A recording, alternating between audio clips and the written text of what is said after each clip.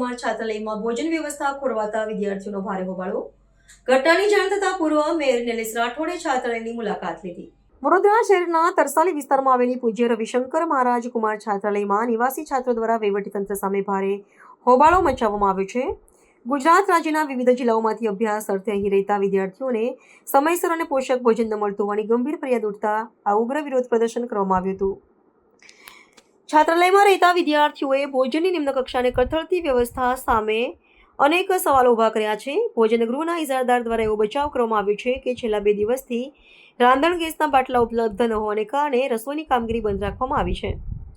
ગુણવત્તાયુક્ત આહારના અભાવે અને આવી ગંભીર બેદરકારીને પગલે છાત્રોના છાત્રાલયના સંચાલકો પ્રત્યે ભારે આક્રોશ વ્યાપી ગયો છે. છાત્રાલયમાં થયેલા વિરોધ પ્રદર્શનની જાણ થતાં વડોદરાના પૂર્વ મેયર નિલેશ રાઠોડ તાત્કાલિક અસરથી ઘટના સ્થળે પહોંચી ગયા હતા. પૂર્વ મેયર દ્વારા છાત્રાલયના ભોજન ગૃહની જાત તપાસ કરી પીરસાતા અન્નની ગુણવત્તાનું નિરીક્ષણ કરવામાં આવ્યું હતું. તેમણે રોષે ભરાયેલા છાત્રો સાથે વાતચીત કરીને સમગ્ર સમસ્યાઓ અંગે ઝીણવટભરી માહિતી મેળવી હતી અને આ વ્યવસ્થાપન અંગે જવાબદાર લોકો સામે કડક પ્રશ્નો ઉઠાવ્યા હતા. હું છેલ્લા 5 વર્ષથી અહીંયા રહું છું. આ વર્ષે સતત સમસ્યાઓ રહે છે. અમે આ વિદ્યાર્થીઓ બધા ગુજરાતના દરેક ક્ષેત્રથી આવતા હોય છે પોતાના સપનાઓ લઈને. વડોદરા જેવા મહાનગરમાં MS યુનિવર્સિટી, પારુલ યુનિવર્સિટીમાં અભ્યાસ કરે છે અને મૂળભૂત જે પ્રાથમિક જે અમારી સુવિધાઓ છે એ જ ક્યાંક ને ક્યાંક પૂરી નથી થતી. જેમ કે જમવાનું રહ્યું, સિક્યુરિટી રહીથી લઈને મેનેજમેન્ટ, સફાઈ લઈ, જમવામાં એકદમ કોઈ જાતનું હાઇજીન મેન્ટેન થતું નથી. જમવાની ક્વોલિટી સતત બહુ ખરાબ હોય છે અને છોકરાઓને ક્યાંક ને ક્યાંક બહાર જ જમવું પડે છે. અહીંયા જમવા લાયક જમવાનું હોતું નથી.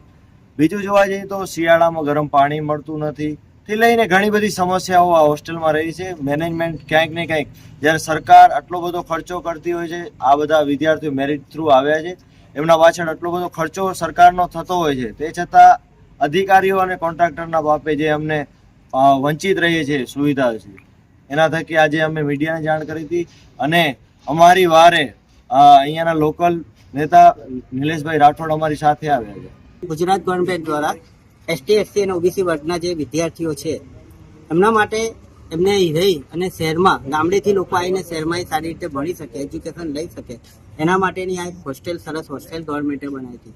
પણ આ અધિકારીઓના પાપે, આ અધિકારીઓના લીધે આ છોકરાઓને ગેસના બાટલનો આ 2 દિવસથી કે 1 દિવસથી પ્રોબ્લેમ છે, આપણે એક્સેપ્ટ કરીએ. અને જો ગેસના બાટલાનો પ્રોબ્લેમ હોય તો અત્યારના મારા આવ્યા પછી લોકો જમવાનું કેમ બનાવવા બેઠા? અત્યારના 1 વાગ્યો, 12:30, 1 વાગે આ લોકોને હજી જમવાનું આપ્યું નથી. કોઈ જ જાતની ફેસિલિટી નથી. એ લોકોના જે ગાદલા, ચાદર, ઓશિકા આજે કેટલા ટાઈમથી એ લોકોને આપ્યા નતા. મેં જાતે આવીને રૂમ ખોલાવીને છોકરાઓને કીધું કે ભાઈ આપો, આ તમારા ઘરે લઈ જવાના છે. કોન્ટ્રાક્ટર જે જમવાનું અહીંયા પ્રોવાઈડ કરે છે એ જમવાનું છોકરાઓના કહેવા પ્રમાણે બિલકુલ ક્વોલિટી છે નહીં. એટલે મારી આ લોકોને ચેતવણી છે કે હું તો તરસાલીમાં જ રહું છું ને મારા વિસ્તારમાં જ હોસ્ટેલ આવી છે. દર અઠવાડિયે 15 દિવસે એક વખત હું અહીંયા આંટો મારવા આવીશ અને જે કંઈ બી અત્યાર સુધીનું થયું છે એની તમામ રજૂઆત હું અમારા શહેરના જે મંત્રી છે મનીષાબેન વકીલ એમને ચોક્કસ આ છોકરાઓને લઈને જઈને કહીશ કે ગવર્મેન્ટ જ્યારે આટલી ફેસિલિટી આપતી હોય, આટલા રૂપિયા ખર્ચતી હોય છોકરાઓને બનાવવા માટે, છોકરાઓને રહેવા માટે, તો અધિકારીઓ અને કોન્ટ્રાક્ટરના પાપે જે આ છોકરાઓએ ભોગવવું પડ્યું છે એની રજૂઆત 100% કરવામાં આવશે.